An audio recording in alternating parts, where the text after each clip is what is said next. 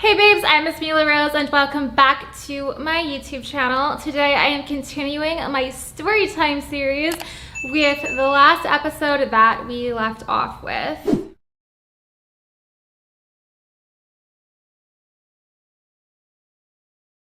As a brief refresher as to how that episode ended, I did get picked up by the children's aid workers while I was at school, and I was brought home and I was told to pack my things because I was being taken to a family where I was supposed to be kind of like adopted by them. I can't remember the exact moment that I ended this story, so I'm going to recap the final moments that I had at home during this night. So after I finished packing my things at my house, I went outside with one of the ladies. There was like 3 ladies there. I was talking to one of them. She was just having a conversation with me. We were walking loops around the street, which was kind of like a court, so it circled around at the very end of the street and didn't connect anywhere. I think the other 2 ladies were having a conversation with my parents inside. My boyfriend actually heard what had happened, so he came over to my house as soon as he could, and he saw me in a crying state, but of course I was trying to act like I wasn't crying at all, and he was looking very concerned and he could tell that I'd been crying. I didn't realize it was that noticeable and that was that obvious because I was trying to keep a straight face.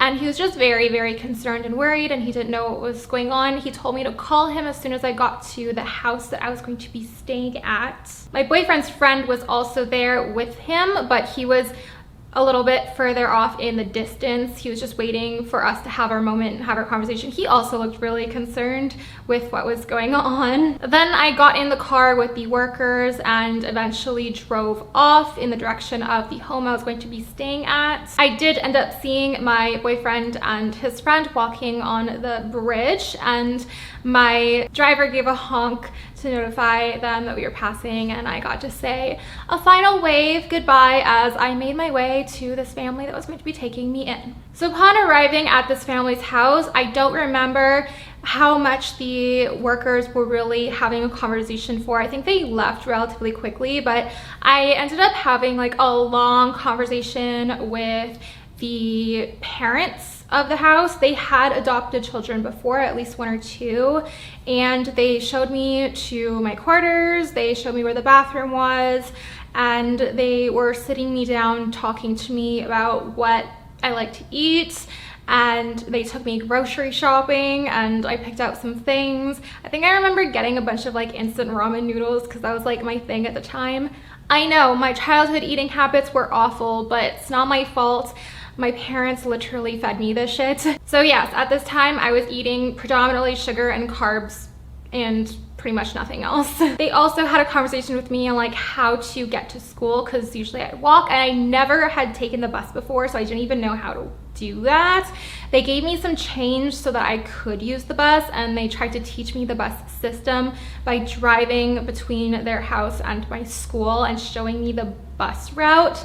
For whatever reason, I'm very directionally challenged, and it's very hard for me to pick up on directions and things, so I didn't figure it out, and I knew it wasn't sticking, but like it was really late. At this point it was like 9 o'clock at night and I still wasn't like figuring it out, but I was like, whatever, like I'll deal with it in the morning kind of thing. And obviously my goal at this time, like I was going to go to school because I didn't want to have any of this affect my grades or my academics, because again, I knew that I needed my grades to be able to eventually work on gaining that independence, like getting income so I can support myself, because I knew that that was fundamentally important, that I didn't have people that could support me and help me out in that area. So I got back to this adoptive family's house and I did request to make a phone call, and I made a phone call to my boyfriend where we had a conversation and just figuring out what was going on and what this meant for us in general. And I remember my mother was screaming about me being pregnant and demanding that I got pregnancy tested,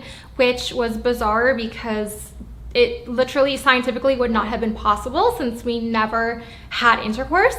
So I did tell him that, and he was also like, WTF, we never did it, why would that be a thing? And I was like, I don't know, like they're saying that they're going to get me tested. Like I remember even like the children's aid workers were like, yeah, we'll do that. But I don't know, maybe they're just saying that because they wanted to reassure my mother that they were cooperating with her, just like give her a peace of mind even though they weren't, because my mother's impossible to deal with, honestly. I don't really know, but regardless, we had a brief conversation, and I did let him know that I would be going to school, so we'd be able to see each other after school. But I also had to let him know that the family I was staying with, they told me specifically that I was not allowed to have any time outside of the house and outside of school. Like I had to go straight to school and straight back, and I wasn't allowed to go anywhere for now because I guess they needed to set some boundaries with me and rules, and I don't know, that was just how they worked and how they dealt with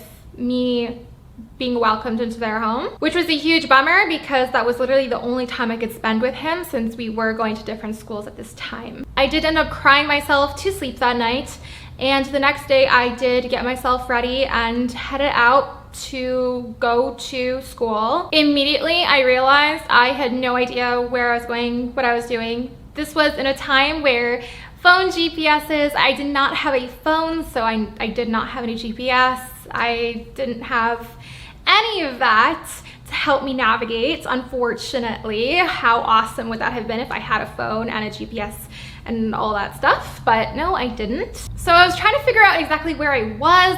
I literally remember walking down a specific like really long busy road, like back and forth, and I don't know how long I spent doing that. Like I was so lost, I was so confused as to where to go, where the bus was, which bus. Like I was really lost. So I just figured out like, okay, I think this is the direction that I go towards figuring out where I am, and I just started heading in a direction and finalizing, like making the decision I'm going in this direction, because I kept on like changing my mind which direction I was going, because as I went closer in one direction I started seeing like more like car sales businesses, and usually like once you get in that direction you're like closer to like going out of city and like highways and things. I'm like, this doesn't look right. So I was like going down the street like back and forth like a big long stretch. Like I didn't know where I was. I didn't know where I was going. Eventually, after walking in a set direction, I did come across a very familiar area, thank God. Keep in mind too, this was still winter, so the weather wasn't great either to be out and about, but I was just really hypervigilantly trying to navigate to school because that was my destination. Again, with everything going on in life, I needed some sort of normalcy to get to school, see my friends, be in somewhere familiar and a place that brought me comfort and safety and security.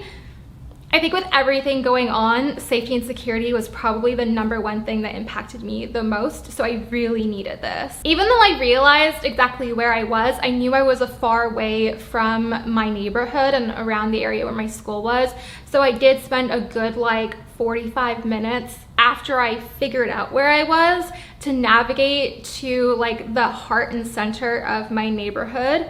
And once I got there, I don't know what made me do it, but I was just like so torn up that I used the money to make a phone call on the payphone to my house. My mother answered, and she actually sounded like she was crying, and like she was like, oh, I love you and all this stuff. And like, that's the thing that really bothered me about my parents in general, at least my mother. I mean, my father was kind of a mute, but my mother was like very much, I love you, I hate you, very like those extremes.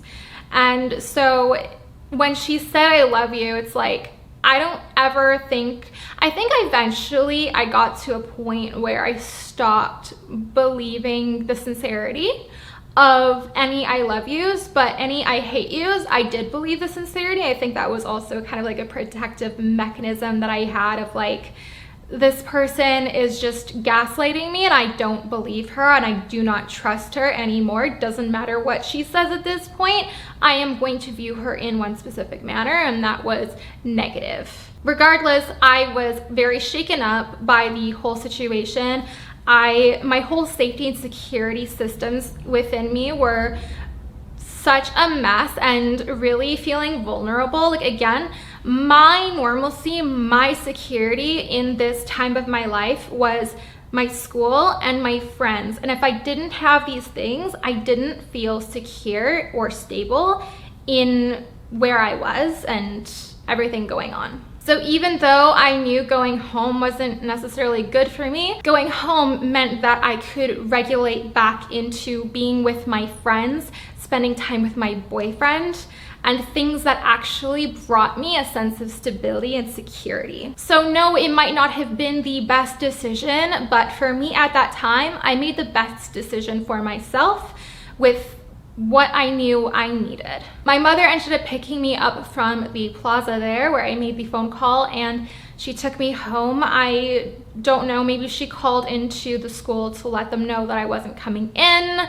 I don't exactly know. I remember going upstairs to my bedroom and shaking like a leaf. Like, I was cold because, again, I spent a really long time out in the cold, outside in the winter weather, just like trying to find where I was and navigate to a place that was familiar. And I was really cold, and I was like cuddled in blankets, piled upon blankets, and I was trying to warm up. And for the longest time, like, I was warming up, but I was still really shaky, and I was shaking like crazy. Like, my nervous system was just shot. It was just a mess. I remember my mother was being very like motherly this day and like trying to get me whatever I needed. Like, I think she might have brought me like hot soup and tea because I was really cold and not feeling great.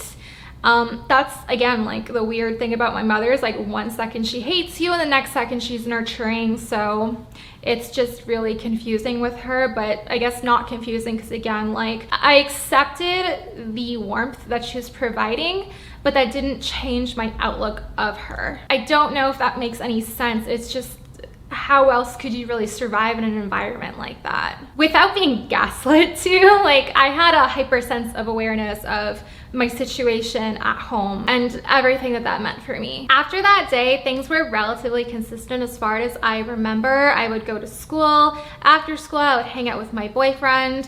I do remember eventually my friends were starting to get really annoyed that I was always spending time with him and never with them, my friends.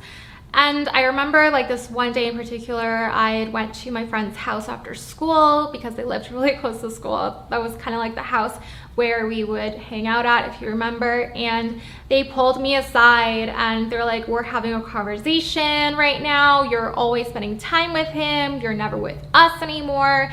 Kind of like interrogating me and kind of like upset. And they're also really upset because my boyfriend wasn't. So he had his own issues. I talked about that a little bit, but he was a little bit of a toxic individual. He definitely name called my friends from things from time to time. For example, one of my friends had really hairy legs and he would call her carpet, and things like this were just like not very nice, but he would. And back then I was really quiet and really shy, and I never said anything about it. Like, I wouldn't laugh about it, but yeah, I wouldn't exactly tell him to stop. And this was something that my friends were really upset about too, is I never stood up for them. And I did realize and understand, like, that was important. It wasn't fair for me to stay quiet. It was a little hard for me, but I did eventually start pushing myself out of my shell to let him know that wasn't okay and to tell him off when he would do that. And that was something that they were happy about, but they were still really annoyed that I was spending a lot of time with him and not as much time with them. I remember there is a lot of toxic tendencies that this guy did, but one of them in particular that always stands out to me even today is when we walked to a library to hang out because the weather wasn't very great. I think he had the idea that since I really liked art and drawing, that we could go to the library after school and we can draw together or something. And I remember there was some girls there after school, and they were students, and at least one of them was wearing a hijab. And there's a lot of Somalians in Toronto. Like, probably the highest population outside of Somalia is in Toronto. And he made like a racial slur about the hijab, like kind of like out loud, but not necessarily directly towards her. And they heard, and they went over, and I was sitting on his lap at the time, and they were like getting really upset with his comment, and he stood up so fast and aggressively to like start like barking at them pretty much, that I just like kind of flew off his lap, and I'm just like, what the heck? Why would he say that? Why would he do, like, I knew like he had a dark sense of humor in terms of like not saying the nicest of things, but what he had done in that moment definitely was not funny, and it was definitely incredibly racist. I did not support it. And that was honestly like one of the biggest things that was like a really big red flag for me about him. There were other things too. One of them that I'd known for a really long time, but my demeanor at the time was so like, do whatever you want, I'm not going to advocate for myself, that I let him basically, whatever made him happy, I let him do it. And so one thing that he was really big into, and he talked about it with me a little bit more openly as we were dating, was he was talking to girls online and having relationships with girls online, like chatting wise. If you remember Gaia Online, he had like an entire community on there and friends on there, and I did too, and I was invited from time to time, and his online girlfriend was not pleased about me in the slightest. And I remember that he was like just trying to make us become like friends, but she wasn't okay with the situation. And then he would tell me how he watched this one girl on a video camera masturbate with a hairbrush, and he asked me if that kind of thing was okay. I mean, he'd already done it, so it's like, my thing at the time, I don't know, this was literally how I rationalized it was okay. I'm not saying like that was correct. I'm just saying like this is how I rationalized it at the time. I was literally like, oh, since I can't satisfy his urges right now, since I am of underage where he could get in trouble, I'm not going to say he can't do these things because he has urges. That was literally how I justified it for him. I would never ever recommend anyone do that, ever. Like, that was so wrong of me to let him just walk all over my emotions and our relationship like that. Like, that's not something I was truly okay with. I was just justifying it, since it's stupid. It's stupid, and I don't recommend anyone doing it. But yes, that's what I basically said at the time. The other thing about this guy is he had dated this one girl that lasted just about the 8-month mark. And ever since that girl, he always had it in his head like he can't get past the 8-month mark with another girl. And so with me, he looked at it as like a challenge of like, okay, we're gonna get through that 8-month mark. And like, I almost felt like it was this goal of his that almost like objectified, not really, but like obviously he had his insecurities, and something about hitting that 8-month mark would make him less insecure about our relationship. As far as I understand, he did want a committed monogamous relationship in the long term, though I can't really say that for sure because I don't know where he ended up in his life. But especially if like having online dating and IRL girlfriend, I really don't know if that was his long-term intention.